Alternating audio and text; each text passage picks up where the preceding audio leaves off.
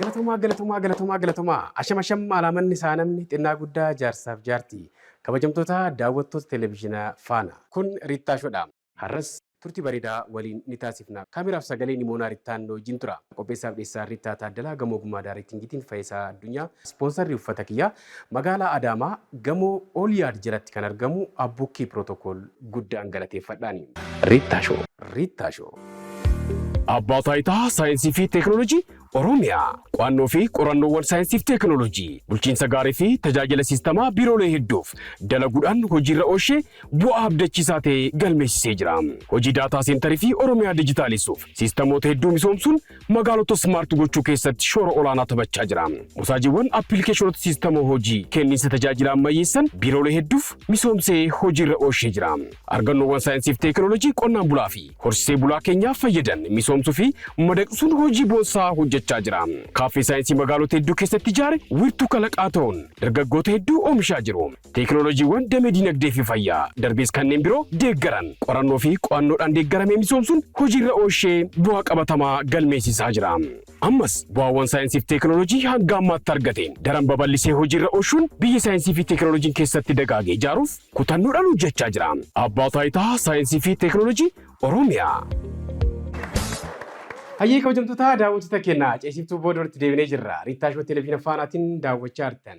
Ispoonsarri keenya Abbaa taayitaa saayinsii fi teekinooloojii Oromiyaa qorannaa fi qo'annaawwan saayinsii fi teekinooloojii ka biyya keessaa fi ka biyya alaa madaqsuu fi misoomsuudhaan hojii bareedaa abbaa taayitaa hojjechaa jirudha. Kaaneenus kaasaa ህዝብን ኬኛ ኑሮ ውድነት ፖለቲካ ገላመለ ምናምና ጀሩ ከሳ ከንበው ደንደው ዩ አንድነት ቀባቴ ንግግርራ ዮ ተግባሪዳን ጎቻዳ ሙልሴ ወጆጆቹ ቀባ በረቹ ቀባ ገበሬን ኬኛ ገጠሪ ምሶምሶ ቀባ አለመለሙ ቀባ በረታን ኬኛ ስርናንታ የቋቴ ዋኔ አዲስ ከና ፈጠሩ ቀባ ጋዜጠኛን ኬኛ ህዝብ ግዱ ደም አዳ ፊዱላሳ ገዲ ባሴ ምሶ መሳከና ደገፉ ቀባ መልክት ጀሩን ቀባ ዶክተር መገርሳ ከተማን ጀዳማ ካሩ ወመ ፈከኛፍ ካሩ ዮ ይላልተኝ ስርበ ሜፊራ ካሩ ሌቶ ካን ጀዳኒ ኢሼል ካን ካሩ ካን ጀዳኒ ባኢን ስርበ ሜፊጅራ ሲርበናኒ ወሊሳ ተኮቱ ዱበርቲ ኢምበሬዲ አከው ሊገላት ናኖ ኢልካኒ ከነገሩ ራኮን እንጅራ ኢፈቲ ትዱበቹ ሶዳቴትይ አባየትያ ilkaan kee buqqisiisifannaa abaa warqee kee jedhu tokko sirba tokko beektaa? Ngabaayeetiyaa ilkaan kee buqqisiisifannaa abaa warqee ilkaan kee buqqisiisifannaa abaa warqee ilkaan rabbi uume kanatu caala moo warqeetu caala? Maaliif al tokko namoonni qabeenya isaaniitti mul'isuudhaaf illee ilkaan moo fayyaa jiru kana buqqisanii warqee jamaan itti godhasuun hin jiraayu. Wanti uumama fakkaatu hin jedhu dhugaa dubbachuu fi uumamaan madaalchisuu hin dandeechuu uumamaan immoo badee yoo uumame filannoo injiru isaadha. Yeroo simmaan ammoo hojjechaa jirtan kun badaan jiru fakkaata. Injiru baay'ee. Amma warqee kan ture Hassan Abaarii jedhuuni afaan Amaariffaatiin. Ilkaanii warqee fi ilkaan adii walitti maxxansaniitu dhaaban ture duraan. Isa sanatu beekamaa fi warqeedha. Namni yoo dheeyyuu mana yaalaa deemee warqeedha kan dhaabbamuuf ture duraan. Tiijii Kaasaawuni waliif hubachaa. Sifatna dukkuboonatti fakkaata mataa fageeffate jaalalti kee siituu natti machuusa saalfata malee waa hedduu dubbata agartuun kee waliif hubachaa waliif hubachaa waliif hubachaa wayyaa waliif hubachaa waliif hubachaa waliif hubachaa waliif hubachaa wayyaa waliif hubachaa. Gara addunyaa aartii kanatti kan seene yeroo baay'een turre garuu akka waggaa sadii inta hiriyoota kootu baay'ee appreciate na godhaniiyyuu akkuma qoosaaf hin seenesiin jedhee isaan baay'ee na waliin jiraniyyuu akkan itti fufeetu akkan hojjedhu muuziqaa akkan dalagu baay'ee appreciate na godhaniiyyuu isaan marraan ka'eetaniin maatiin kootis baay'ee na deeggaran. Akkam mana barumsaa music seenetoo baradhu hojiiwwan adda addaa akkan hojjedhu baay'ee na cinaabbatan baay'ee na gargaaraa turaniyyuu isaanis muuziqaa kanas kan hojjedhe tiktookumarraa ka'eetanii. Akka sirbuu dandeessu cheek gochuudhaaf si fayyadee jira jechuudha. Baay'ee na fayyade namoota wajjin konnekshinii akkan qabu namoota baay'ee akkan beeku. Akka sirbuu dandeessu garuu yaadota achirratti jiranii ni hubatte. Akkan sirbuu danda'u isumaan duraa nan beeka. Isumaan duraa nan beeka garuu Si mirkaneessan. mooraalii naa ta'an akkan itti cimee hojjedhu muuziqaawwan baay'ee akkan beeku practice akkan godhu daily practice godha maaliin hojjedheeree waan yaaduuf YouTube irra seenee search godhee muuziqaa adda addaa practice godheetu baha jechaadha.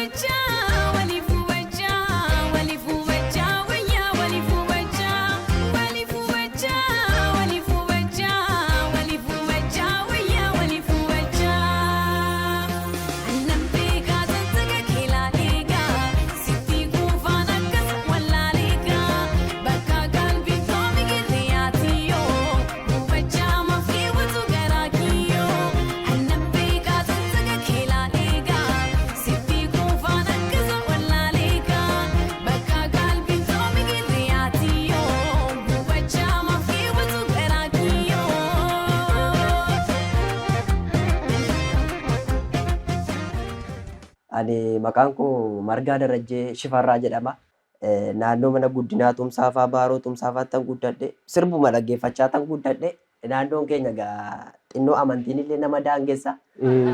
Kanaaf jedhee suutuma suuta irra keessa tuman jedhu tuma sirbootuma caaluu faana dhaggeeffadha Daawwitee Mokonnon fa'a. Kanaan duras intervii Dajanee faana goone irratti dubbadheera. Mooneer eenyuun TPLFin amantus amanuu baattus dininnati wayyaanee Finfinnee irraa qabu. Makiinaa ani oof taargaa wal fakkaatu silvarii wal fakkaatu faan sadii taatee hordofteetu Amboo dhufte. Komishinar Dachaasaa Beetema ama jeneraal magaalaa Amboo keessatti isa ture. Asisii taappii mootummaa naannoo Oromiyaa hin beeku. Dininnatichi hin beeku. Ana qabee ukkaamsuuf ennaan jara qabee ukkaamsee mana dhaaqaa. Amante jara gadhiisee fi hin gadhiisuu irratti waraana hamaatu ture. OMN illee gabaaseera bettaa wanna kana. Warra akkasii fi kan kana fakkaatan warra harka nurra qabaa turantu jira. Garuu haga wallaalummaa kiyyatti waan naa galti tokko kan kolfaa akka nuun godhe. Algalooto guddalleen kan tufaan algalooto gaara chuuturii algalooto galaan finfinnee maasee algalooto sila akka jaalalaan algalooto walirraan fagaannu algalooto jalaan nu fagee.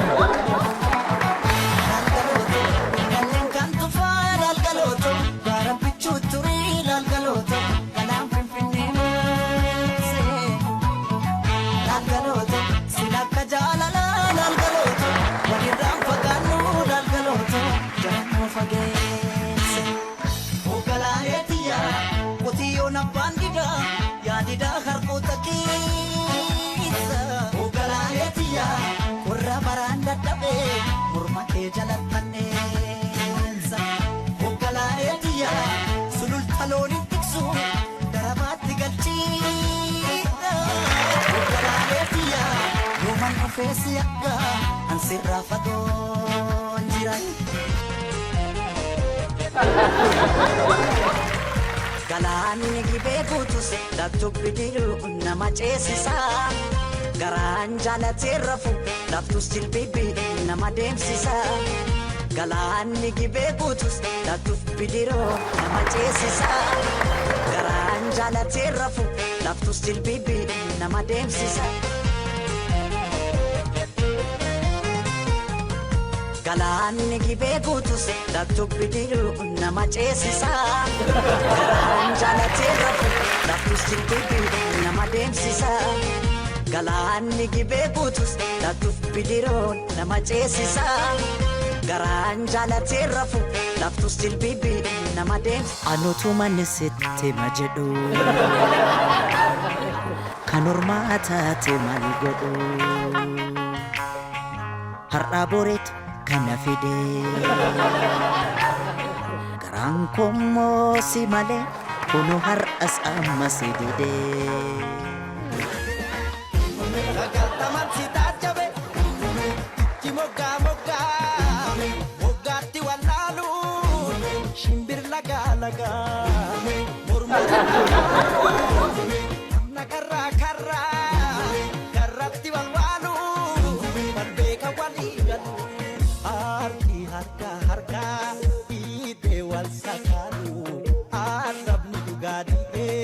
Waan karaa daldalu seera uumaadha.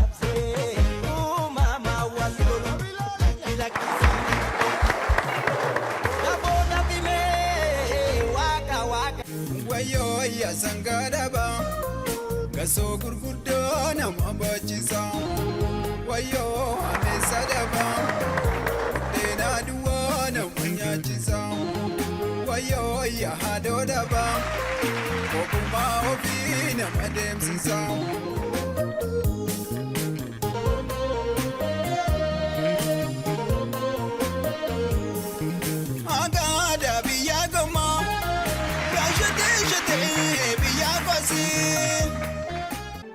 Besa ke jala hora sab dufatu dargaggeessa ke jala hori laman dufatu abla keessa kaatanii maqaa gureengeeraru gabbatamoon darii jaallatan garaaniru abiddee korma goolee kan garuun giddiimatu argitatu kommalee korma duraa booratu abiddee korma goolee kan garuun giddiimatu argitatu kommalee korma duraa booratu ijaareen kabaa kabaa dubbiin gaaddisaam duruu andeemee nagaa nagaa. Damee kun yookaan qorannoon hawaa kun ispees saayinsiin kun jireenya ilma namaa hin salphisaa jedhama. Kiraa manaatu nu rakkisee suma nuuf haa salphisu. Gaaffii jireenya ilmaa natti gaaffee. Gaaffiin kun inka deddeebi'ee jechuudha. Maaliif nu barbaachisaa? Jalqaba nyaataan of danda'uu qabnaa. Waa'ee ispeesii booddee tasa'uu dandeenyaa. Deddeebi'ee ka'a. Fakkeenyaaf tarii istuudiyoo kun bakkeetti argamu yoo hin beekne maalitti fayyadamuu qaba? GPSitti fayyadamuu qaba. GPSiin kun immoo eessaa dhufu? Asin harka jiraanis? Fakkeenyaaf tamsaasni kun sagantaan kun televezyiiniidhaan darbaa miti? Akkamitti darbu? Communication fi broadcasting satellite itti fayyadamneeti kan dabarsuu dandeenyu jechuudha. Istuudiyoo kanarra ka'ee mana manatti tamsaasni kun kan ga'uu danda'u communication satellite fayyadameeti. Malee bakkee kun hin jirnetti sagantaa kun tamsa'uu hin danda'u. Yeroo ijoollummaa keetii ammata 10 yookaan 12 ta'uu danda'a. Kilaashii baattee mana hidhaa keessatti hidhamtoota qabattee bultee jirtaa naan jedhan. Keessumattuu saayinsirra. Saayinsii gama astiroonoomii, riimoot seensing, ji'oodeesii fi ispees saayinsii fi appilikeeshinii kan jennurra. Gama injiinaringiitiin garuu keessumattuu nama PhD'dhaan eebbifame argachuun baay'ee rakkisaadha. Biyya keenya keessatti yuunivarsiitiiwwan jiran keessattis sagantaa kun jalqabamne amma wayinatti jechuudha.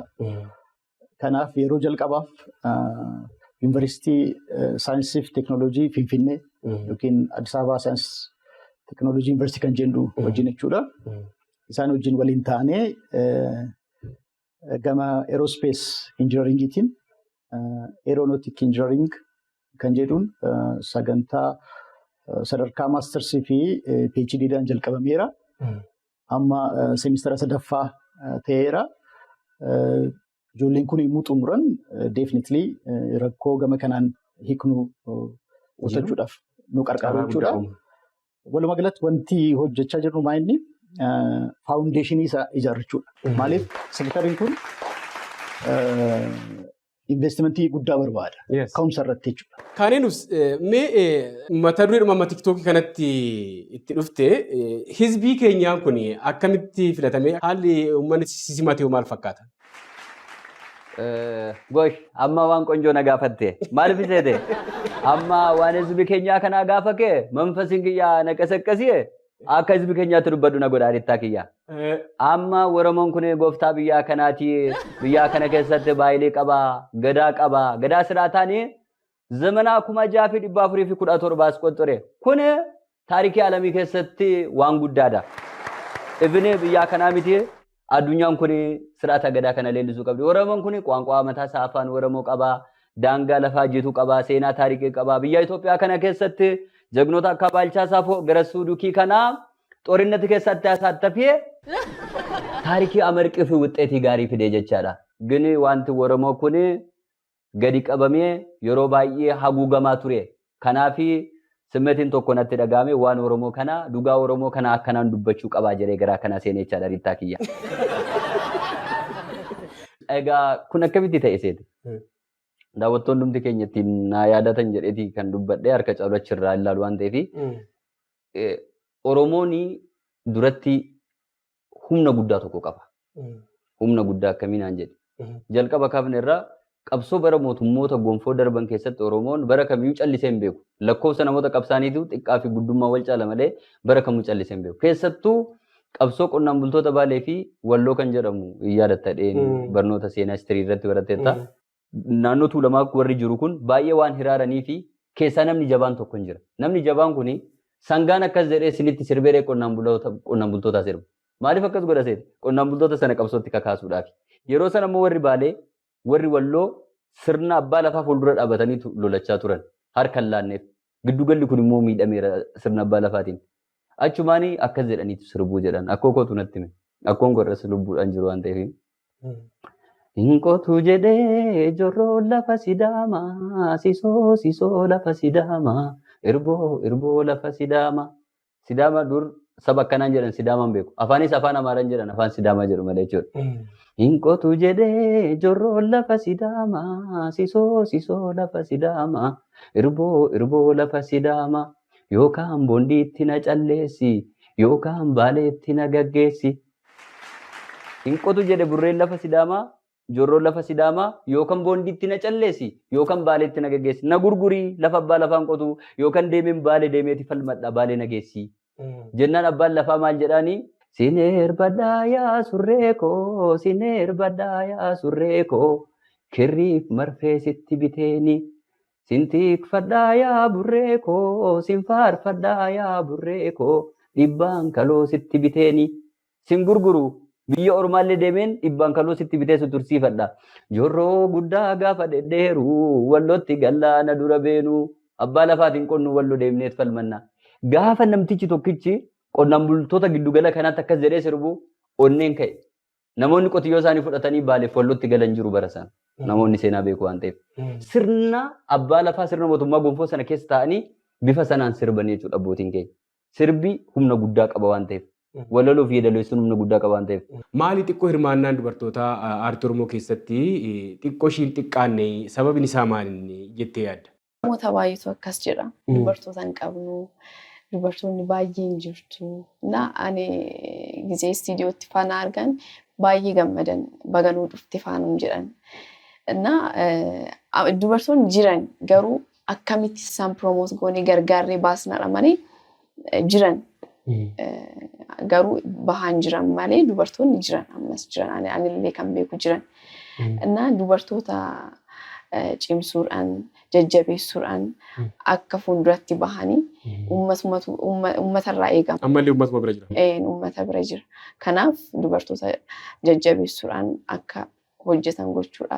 Eessa jirsaa shaagiitu xalayaanaan ergiitu yaadni koo barisiiduwa shaggee bareedduu shawaa onnee koo fuutee deemtee marmaraatu naa gootee qalbii koo fuutee deemtee naan deebisi fuudhadhu jaalala onnee kimoo jaalala kinaa laaddu yaadni koo barsiiduwa shaggee bareeddu hawaana hawaa siina hawaa hawaana hawaa siina hawaa hawaana hawaa siina hawaa. Zaare naanna gamnaa biashaa kana godyaa biashaa kana godyaa.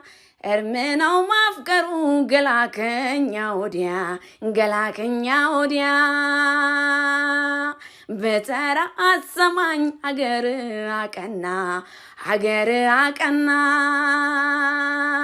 Fetne bababuru baadii dunaana tolonaanaana. Eskila odisau እኔው ለሞጋግሰው እየደጋገመ ናፈቀኝ አንድ ሰው ሳሳው እረሳሳው እኔስ ገባው ዳ በቆንጆ ልጅ ፍቅር ሸግዬ አራዳ በቆንጆ ልጅ ፍቅር ሸግዬ አራዳ አማሊሊሊ ቦንቱም ታላ ወይ ሰማሌ ሌላኖ Waisama lele lano amma lili wardantala waisama lele lano waisama lele lano turumbule shaka turumbule anyada ke wambule yana shaka yana kowajimbi yabuna bishanu mabontuntala we ati wanjirani jala tanta kuma bontuntala we kalbi wal irani Ilkaan gosa akkamiitu bareedaadha? Ilkaanii amma rakkoowwan ilkaanii baay'een geneetical inheritance hin qaban jechuu ni dandeenya. Garuu maalinni morfoolojiiwwan lafee tokko tokko jiraachuu danda'u. Maalinni namni amma fakkeenyaaf ilkaan gaarii warri qabaatee ijoolleen immoo ilkaan gaarii qabaannee jiru. Suni maalirraan dhufuu danda'a? Ilkaan yeroo baay'ee kan walirra koruu yookaan rakkoowwan ilkaanii taa'umsa ilkaan irratti mudatan kan uumamuuni yeroodhaan ilkaan aannanii jalaa buqqa'u baachuu yookaan immoo yeroon isaanii otoo hin gahin ilkaan aannanii yookaan buqqa'u ta'ee ilkaan permanentii inni jennuun ilkaan dhaabbataan deebi'ee biqilu suni kan hunda bareeduu baachuu danda'a akka kan maatii isaanii jechuudha. Sababoonni garaagaraa immoo jiraatu. Habits hawaasni jennuun jira habits barteewwan jechuudha. Yeroo daa'immaa yookaan quba hodhu ta'e daa'imichi yookaan arraba immoo tongue thrusting kan jedhamu jira kan arraba isaanii dachaasanii ilkaan gidduutti suuqan jiru. Darbees immoo kan quba immoo cicciniinan jiru kan quba isaanii hodhan kan qeensa isaanii cicciniinan kunniin akka ilkaan isaanii teessumni ilkaan isaanii badu godha booddee irratti. Al tokko kaarroon ilkaanii akka bareedinaatti haalli itti ka'u hin jira. Kaarroo gaafa jedhamu al tokko qubuma guddaa kana kagashu kunillee kaarroon jedhama. Ilkaan bareedaan gama saayinsawaatiin nuti rileeshinii ilaallutu jira. Ilkaan tokko bareedaa kan jennu ilkaan fuulduraa kan fuuldura afran jiru miti. Rileeshiniin isaanii ilkaan olaanuu fi ilkaan gadaanuu rileeshiniin isaa wajjin qaban jira. Darbees ilkaan qarriffaa olaanuu ilkaan qarriffaa gadaanuu wajjin ammas rileeshiniin isaan qaban jira. Haadhoon jalqabaa inni olaanuu haadhoo jalqabaa isa gadaanuu wajjin rileeshiniin isaan qaban jira. Kan ilaalleetu analaayiz goone ilkaan kuni bareedinni isaa haga kana kan jennu jechuudha. Bird's eye view fayyadamna nuti detail ilaalla waan ta'eef ilkaan probably perfect jennuun tisooree. Qaama isaa qaama ilkaanii kan fuulduraan jiru, kan gara alaatiin jiru, kan gara keessatiin jiru, duuba dhumarra kan jiru dabalatee sarfeesii isaanii afranuu asiinis, gidduu keessanis, fuuldura kanaanis, duuba kanaanis kan qulqulleessu qabu nama. Akkamiin qulqulleessina yoo jette? Tokko amma burushiin jajallatutti akkasitti akka jalattee. Kan muriyyii tulloome kan fakkaatu kana.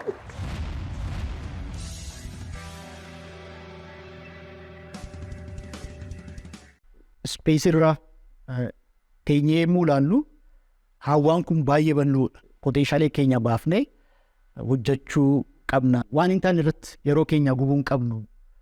Waan hin taane wajjin wallaansoo qabachuu hin qabnu. Kanaaf hojii keenya irratti haa cimnu, barumsa keenya irratti haa cimnu. Addunyaan kan dorgomaa jiru teknooloojiidhaan waan ta'eef nuti immoo dargaggeessa hedduu waan ni qabna waan ta'eef inni sun waan tokko kalaquudhaaf galii ofiisaaf kan ta'u maddisiisuudhaaf carraa hojii uumuudhaaf yaaluu qaba kan jedhu dhaamsan qaba. Kabajamtoota daawwattoota keenyaa turtiin sagantaa Riittaa Shoo kana fakkaata.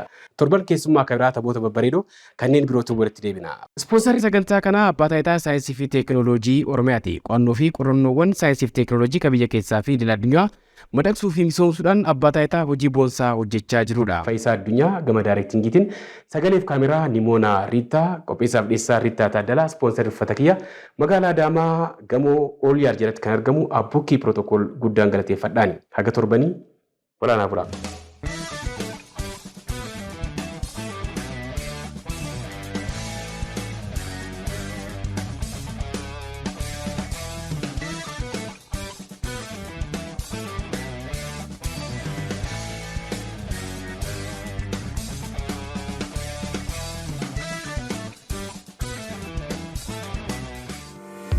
Abbaa Taayitaa Saayinsii fi Teekinooloojii Oromiyaa. Qo'annoo fi qorannoowwan saayinsii fi teekinooloojii, bulchiinsa gaarii fi tajaajila siistamaa biiroolee hedduuf dalaguudhaan hojiirra oolchee bu'aa abdachiisaa ta'e galmeessisee jira.